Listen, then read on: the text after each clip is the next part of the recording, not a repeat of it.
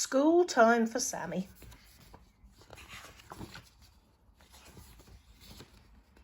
While his brother and sister got ready for the first day of school, Sammy was busy playing.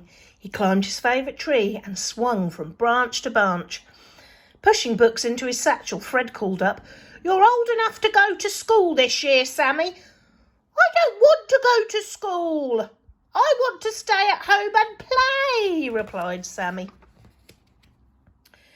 "But school is fun and you'll learn all kinds of things," said Sophie. "I'm not going," said Sammy, dangling upside down and pulling a face.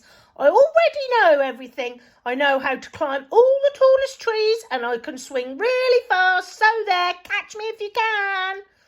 But Fred and Sophie didn't chase after him. They didn't want to be late for school. Sammy spent the morning playing, but soon got bored without his playmates. "What's wrong, Sammy?" asked his mother when she found him moping. "There's nobody to play with," said Sammy grumpily. "Well, all your friends are at school," explained his mum. "Maybe you should go too." "No way!" shouted Sammy, scrambling back up the tree. At last, Sophie and Fred returned home, chattering excitedly about their busy day. Sammy ran to greet them with an afternoon school snack. Sammy wanted Fred and Sophie to play with him, but they said they had homework to do.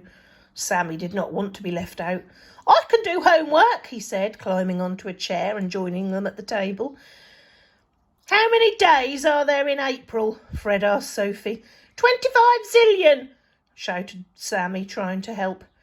"Oh, Sammy, don't be silly. We're trying to work," said Sophie with a sigh.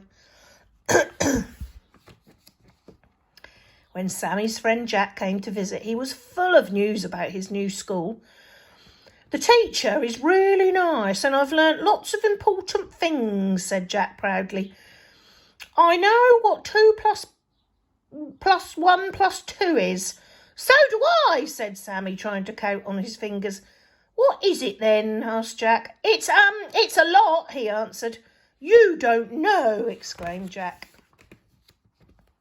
"I even learned how to write my own name," Jack continued. He picked up a stick with his tongue clenched between his teeth. He carefully wrote J-A-K in the dirt. "I can write my own name too, look," said Sammy. "That's not writing, that's just scribble," scoffed Jack. Poor Sammy felt rather embarrassed. Now Sammy was quite curious about school. "What else did you do at school, Jack?" he asked. "Well, I made lots of new friends and we all played games together," said Jack. As Sammy listened, Jack told him everything that he had learned. His favourite part of the day was show and tell, when people could bring in special things and share them with the class. "You really did do a lot," said Sammy with a sad sigh. "I'll paint you a picture of a tree if you want," offered Jack to cheer up his friend. "That's another thing I learnt today." Hardly blinking in case he missed anything, Sammy watched as Jack brushed paint over a piece of paper. "That's the best picture in the whole world," said Sammy admiringly. When Jack had gone, Sammy tried to draw a tree himself, but his painting just looked like a messy blob. That night at dinner, Sammy was very quiet. He did not even feel like eating his dinner. Nobody noticed, though, because Sophie and Fred were chattering loudly about school. "I got a gold star on my spelling test," bragged Sophie. "Well, I won a race at playtime," said Fred proudly. "Well done, both of you," said their mother and father. After dinner, Sammy decided that he wanted to be as clever as his brother and sister. Very quietly, he crept over to Sophie's school satchel and slipped out a book. Sitting in a corner, he opened the book and tried to read it. But it was no use. The words just looked like squiggles to him. When Sophie and Fred found Sammy with their book, they read him the story. It was a thrilling tale about pirates. The next morning, Sammy woke up very early. He was very excited as he searched for the little satchel that his mother had made for him. When he found it, he packed Effalump, his favourite toy, carefully inside. He wanted to have something for show and tell. Sammy marched into the kitchen and announced, "I'm ready!"